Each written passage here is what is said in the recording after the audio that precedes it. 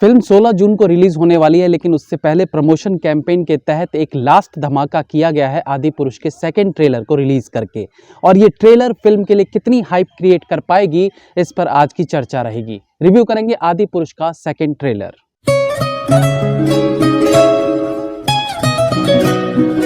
Companies में एक director retire होता है, तब दूसरा उसकी जगह आता है। एक सुपरस्टार अपने सुपरस्टार का तमगा छोड़ता है तो उसकी जगह दूसरा सुपरस्टार आता है। हर बार कोई ना कोई नई फिल्म पहले वाले से बेहतर निकल कर आती है, तो सवाल उठता है कि अब इससे बेहतर क्या। बाहुबली रिलीज हुई तो लगा बस ये बेस्ट की इम्तिहान है, लेकिन फिर राजा मौली ही RRR लेकर आए और साथ में ऑस्कर भी, तो लगा अब इससे बेहतर क्या हो सकता है। लेकिन रिकॉर्ड्स होते ही हैं टूटने के लिए। अब आदि पुरुष फिल्म अगेन एक हाई बजट यानी करीब 500 करोड़ के बजट में आई है, जिससे बाहुबली के लेवल की उम्मीदें हैं। हालांकि शुरुआती दौर में टीजर को देखकर लोगों की मिलीजुली प्रतिक्रियाएं देखने को मिली थी, लेकिन पहला बाण भले कमजोर निकला, लेकिन उसके बाद के बाण रूपी ट्रेलर और सॉन्ग किसी ब्रह्मास्त्र से कम साबित नहीं हुए। नतीजा कि आदि पुरुष वापस पटरी पर आ गई और दोबारा से ये लोगों के बीच चर्चा का विषय बनने लगी। तो आदि पुरुष समय के साथ और बड़ी होती जा रही है, लोगों पर ये और गहरा इम्पैक्ट छोड़ती जा रही है।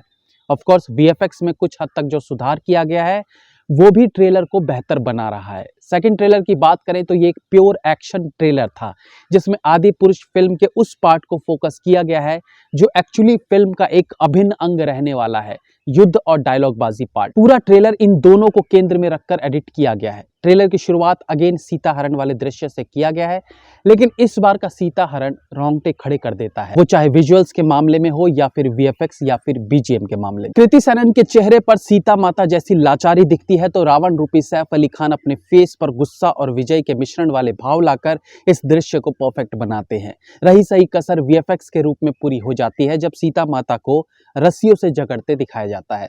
लेकिन मुझसे पूछे तो इस दृश्य का मेन अट्रैक्शन था इसका BGM। इस लेवल का BGM था कि ये पूरा दृश्य ट्रेलर में एक अलग स्थान प्राप्त करने में सफल होता है।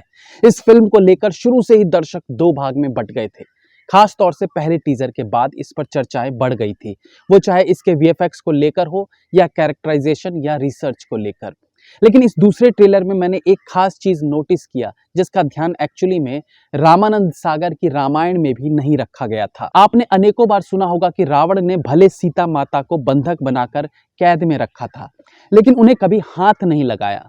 लेकिन जब आप रामानंद सागर की रामायण देखेंगे तो वहां सीता हरण वाले सीन में रावण सीता माता को पकड़कर जबरदस्ती पुष्पक विमान में बिठाकर ले जाता है। लेकिन अगर आदि पुरुष में सीता हरण का ये दृश्य देखें तो रावण अपनी शक्तियों से सीता माता को बंधक बनाकर बिना हाथ लगाए उन्हें ले जाता है।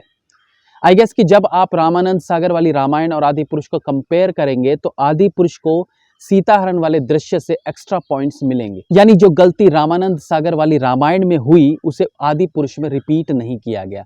इसलिए आदि पुरुष की रिसर्च टीम की प्रशंसा की जानी चाहिए। ट्रेलर के बाकी दृश्यों की बात करें तो इसमें प्रभास के कुछ अच्छे डायलॉग्स, एक्शन सीन्स और बेहतरीन BGM ट्रेलर को भव्य बना रहे हैं, जो मोबाइल स्क्रीन पर अभी इतना प्रभावित कर रहे हैं, तो निसंदेह ये बड़े पर्दे पर एक अच्छा एक्सपीरियंस देकर जाएंगी। रिसर्च की बात आती है तो कुछ लोगों का ट्रेलर देखकर यह भी कहना था कि राम भगवान को कुछ मौकों पर ट्रेलर में बहुत एग्रेसिव दिखाया गया है, जो कि वो थे नहीं। वो धोनी की तरह कूल एंड काम थे, या यूं कहिए धोनी उनकी तरह कूल एंड काम है। बट अगर ग्रंथों पर ध्यान दे तो कुछ मौकों पर राम भगवान भी अपना आपा खो बैठे थे। रामायण में भी एक दृश्य था जब उन्हें अपने वानर सेना लेकर लंका पहुंचना था, लेकिन समुद्र देवता से लगातार मार्ग देने की प्रार्थना किए जाने के बाद भी जब समुद्र देवता ने मार्ग नहीं दिया, तब वो क्रोधित हो उठे और लक्ष्मण को कहा कि बाण निकाले, वो इस समुद्र को ही सुखा देंगे। जिसके बाद समुद्र देवता थर थर कांपने लगे और उन्होंने क्षमा मांगते हुए उन्हें रास्ता दे दिया। इसी प्रकार से स्वयंवर के समय में भी भगवान परशुराम से बहस होने पर उन्होंने उग्र रूप धारण कर लिया था। तो रामायण में कई ऐसे पन्ने लिखे गए हैं जहां राम भगवान भी अपने सामान्य भाव से खुद को असामान्य भाव में ला चुके हैं। तो ये कहना गलत होगा कि आदि पुरुष में उन्हें एग्रेसिव दिखाना गलत है। फिल्म को प्रमोट करने का जो तरीका था वो काम कर रहा है। धीरे धीरे अब ये फिल्म इस साल की सबसे चर्चित फिल्म बन चुकी है।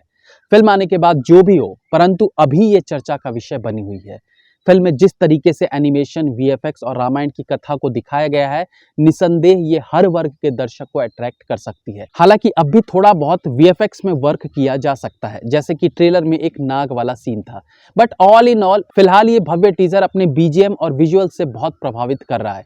जिस तरीके से बीजीएम में मंत्रों का प्रयोग किया गया है वो पौराणिक समय वाला फील दे रहा है। फिल्म जैसी भी हो, लेकिन अभी जिस तरीके का हाइप फिल्म ने पकड़ा है, निसंदेह कम से कम 16 जून को तो बॉक्स ऑफिस पर ये कई रिकॉर्ड तोड़ सकती है। तो बस अभी आप प्रतीक्षा कीजिए इसके रिलीज का। Have a nice day.